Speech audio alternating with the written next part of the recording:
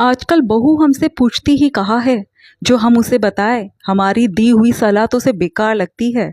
घर में सास ननद सब है, लेकिन मजाल है कि बहू हम में से किसी से पूछ तो ले। सास ममता जी दूसरों से बहू मिताली की बुराई करते हुए बोली। और नहीं तो क्या।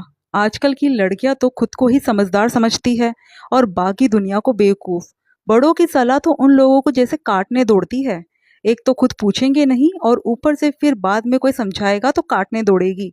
इसलिए तो हमने बोलना ही बंद कर दिया। बड़ी ननद राखी भी कहा कम थी।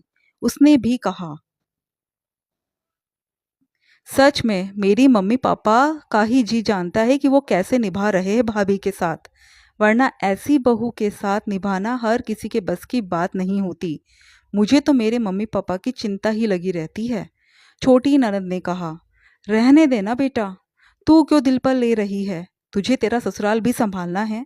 तू तो बस उसे अच्छे से संभाल। अब जो हमारी किस्मत में लिखा है वो तो होकर ही रहेगा।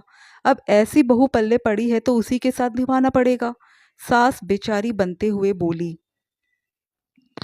इतनी बेकार है क्या तुम्हारी बहू। यकीन नहीं होता। हम सब से तो कैसे हंस हंस कर बोलती है। देखकर लगता है कि उसके जैसी तो कोई बहू होगी ही नहीं। मामी सास ने कहा, अरे इसके माँ बाप कुछ नहीं कहते हैं क्या। मौसी सास ने कहा, अरे माँ बाप क्या कहेंगे। वो तो उसी का पक्ष लेंगे ना। आखिर खून तो उन्हीं का है। सास ममता जी दोबारा बोली, अरे इसका भी एक ही बेटा है। सब पता चल जाएगा जब खुद सास बन जाएगी। इसको भी इसके जैसी ही बहू मिले। लेकिन एक बात समझ में नहीं आई। जीजाजी तो बड़े खुश रहते हैं इससे। हर जगह बस अपनी बहू की तारीफ करते रहते हैं। मासी सास दोबारा बोली, अब पापा को तो इसी घर में रहना है ना मौसी।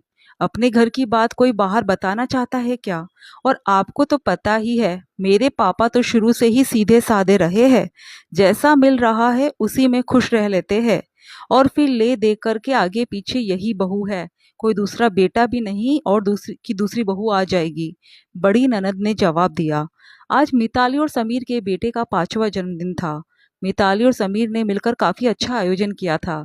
लेकिन इस बार अपनी सास ममता जी से उसने कुछ नहीं पूछा। इसका कारण भी खुद ममता जी और उनकी दोनों बेटियां थी। मिताली की जब पहली संतान बेटी हुई थी तब भी उनका ऐसा ही आयोजन करने का मन था। उसने और समीर ने जब ममता जी से इस बारे में कहा तो ममता जी सीधे दोनों की इज्जत उतारते हुए बोली, मुझसे क्या पूछ रहे हो। लड़की ही तो हुई है। उसमें इतना क्या तमाशा करना। और इतने ही तमाशे का शौक है तो अपने दम पर करो। ये उम्मीद मत करना कि मैं पैसे लगाऊंगी। जैसी तुम्हारी